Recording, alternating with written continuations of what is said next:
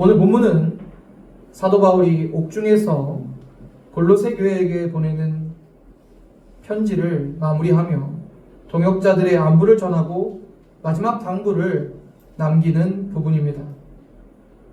먼저 본문의 배경이 되는 세 도시가 있습니다.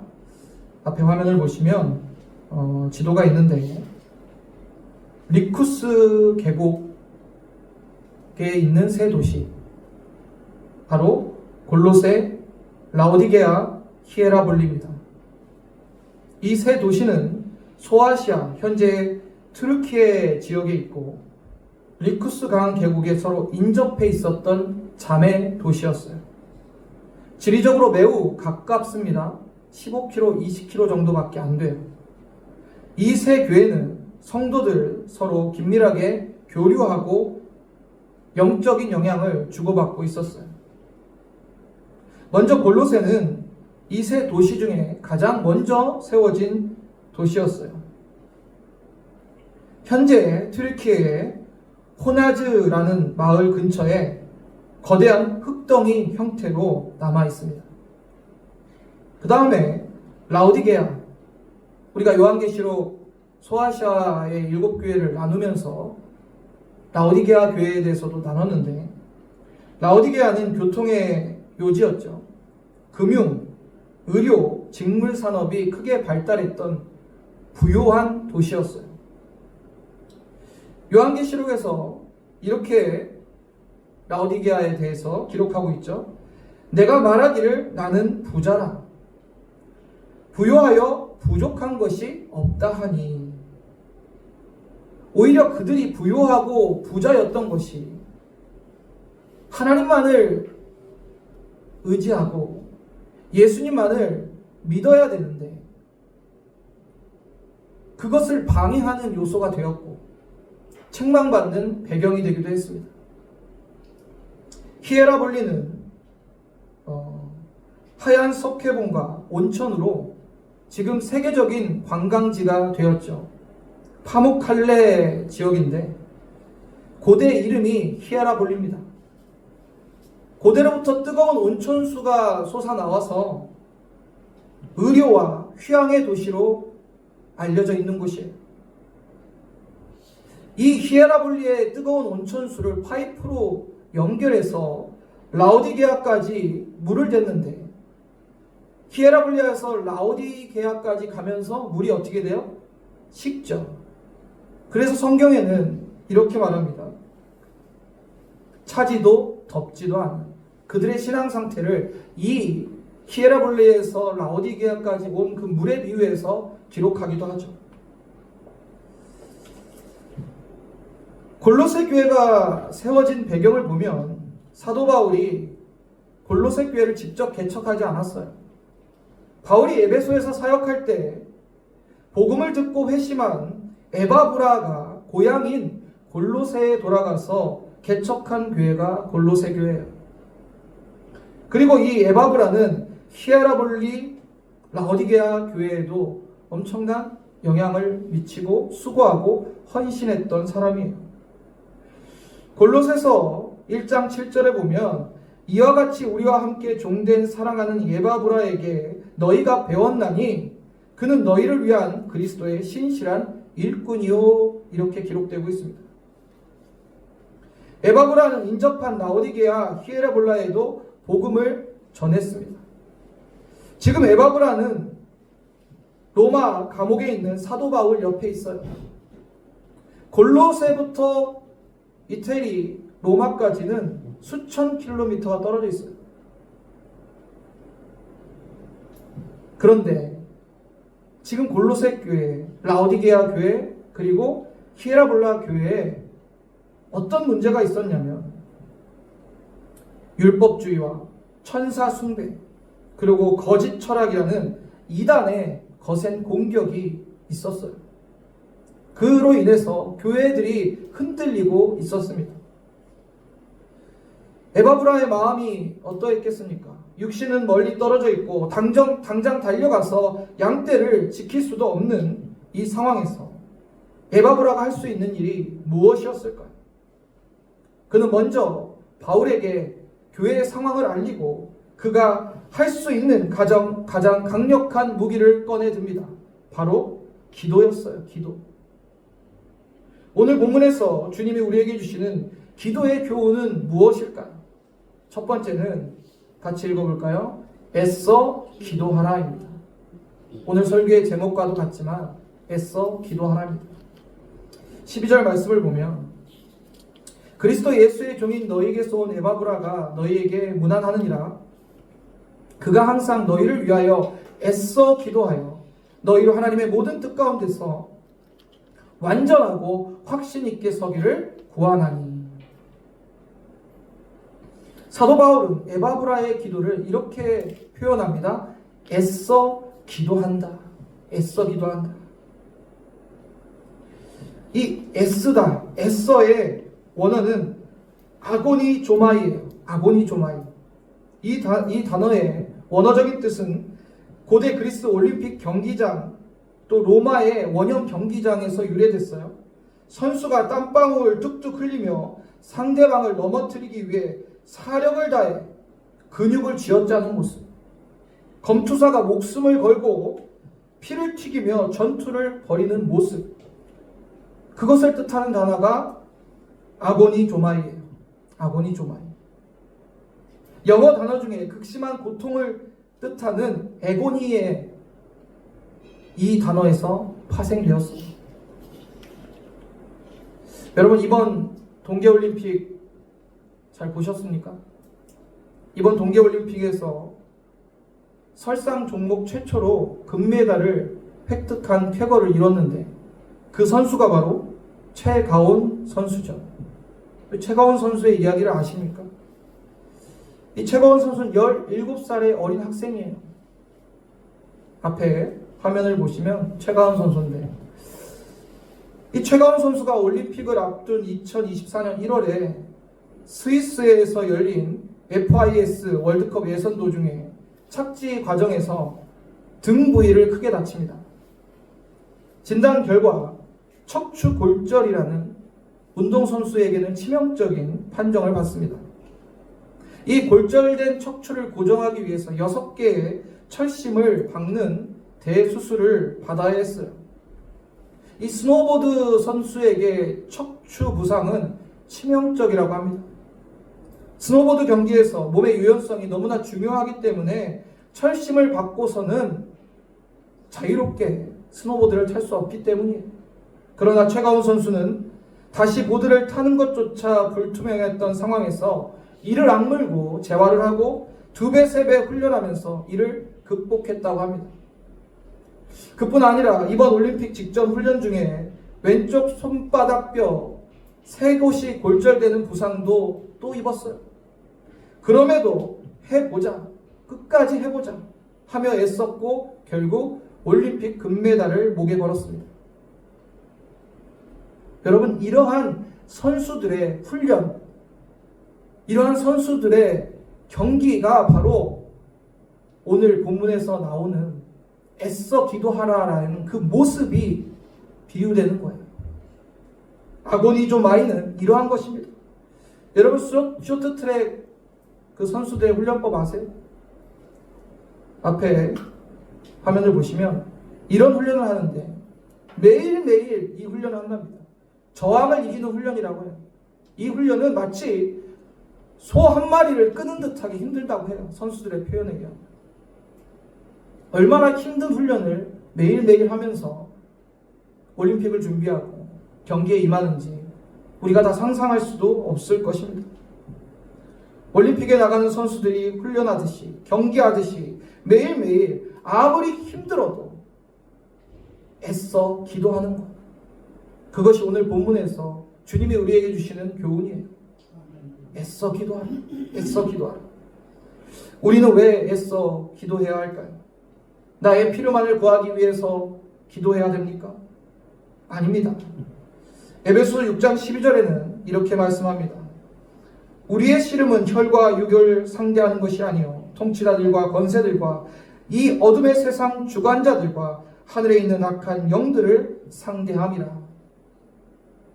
오늘 본문의 에바브라의 기도는 그저 밥 먹기 전에 씻기도 하는 거나 잠들기 전에 침대에 누워서 평안히 읊조리는 기도가 아니었어요.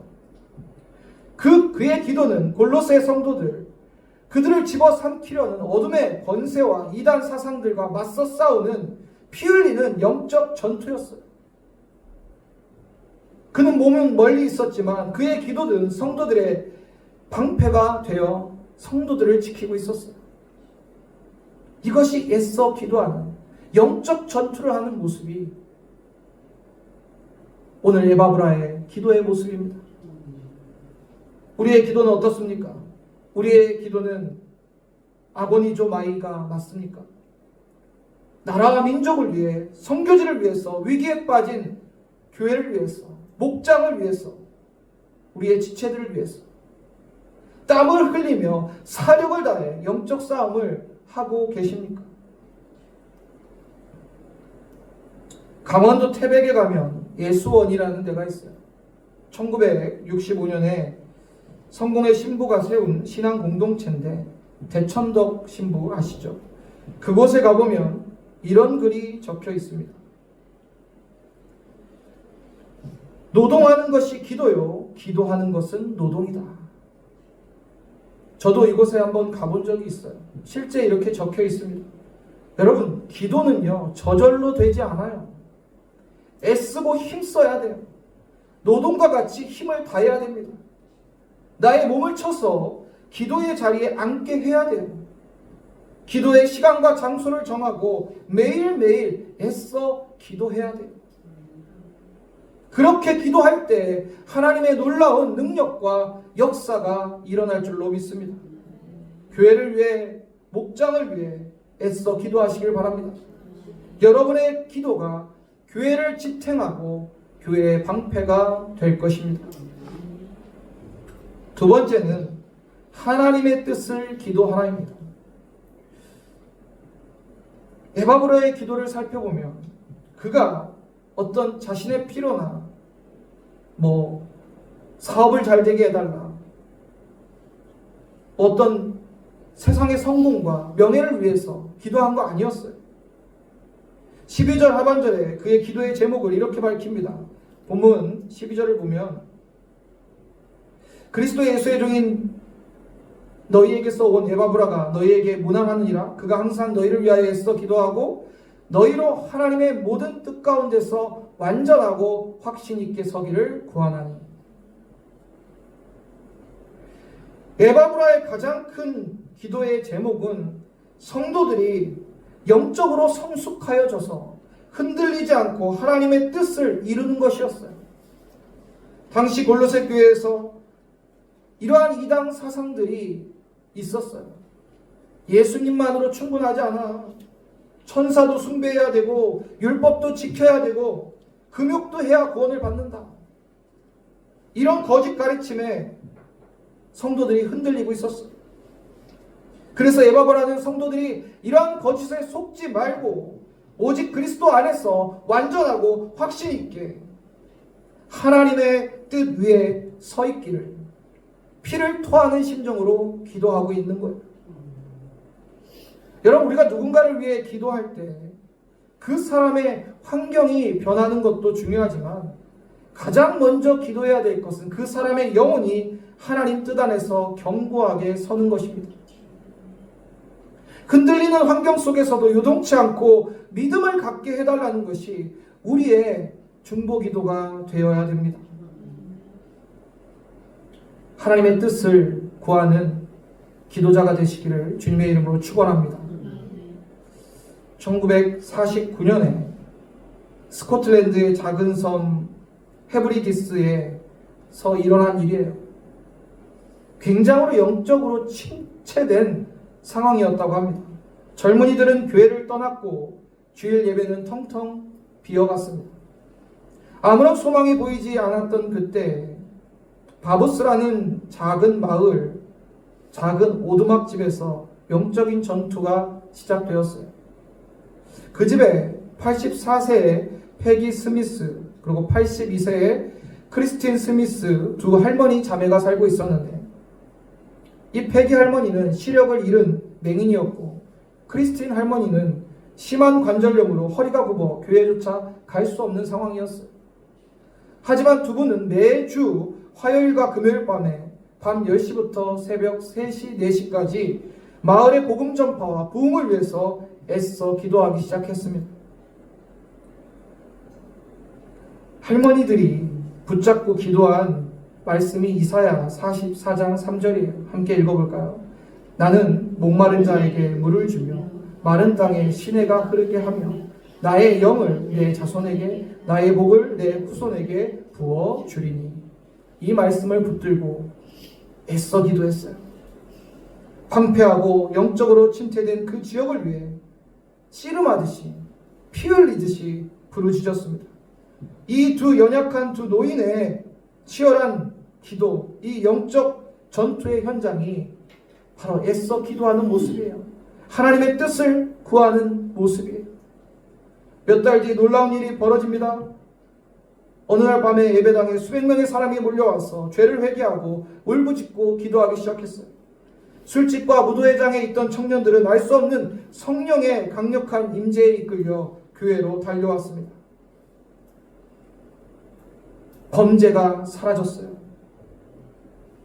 강단에서 설교하던 덩컨 캠벨 목사님은 당시를 회고하며 이렇게 말했습니다. 이 부흥은 시력을 잃고 허리가 굽은 두 노인의 애고니, 애쓰는 기도에서 시작되었다. 여러분, 이것이 기도의 능력입니다.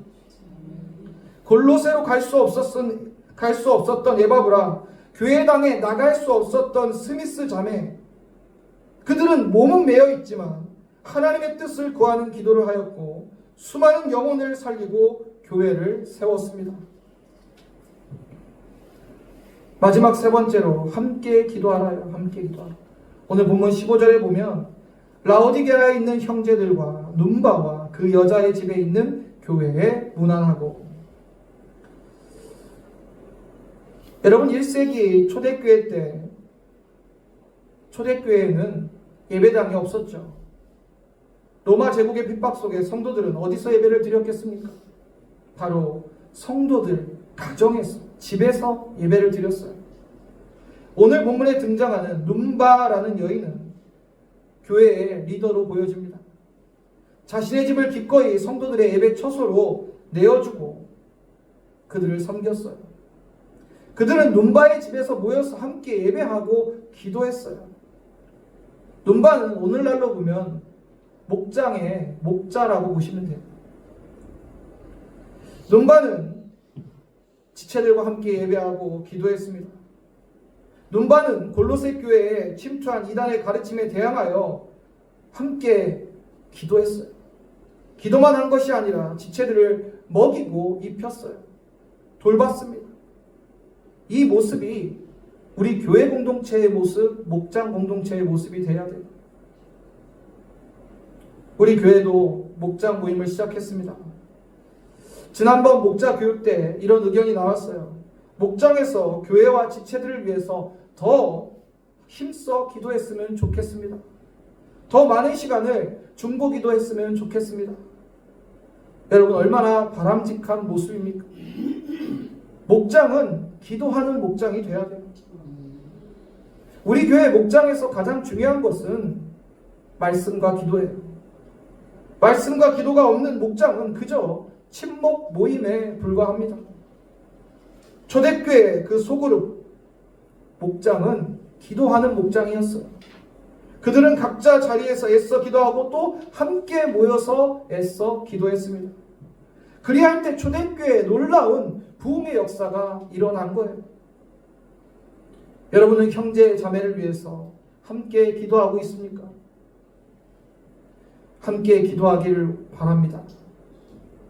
힘써 서로를 위해 기도하기를 소망합니다.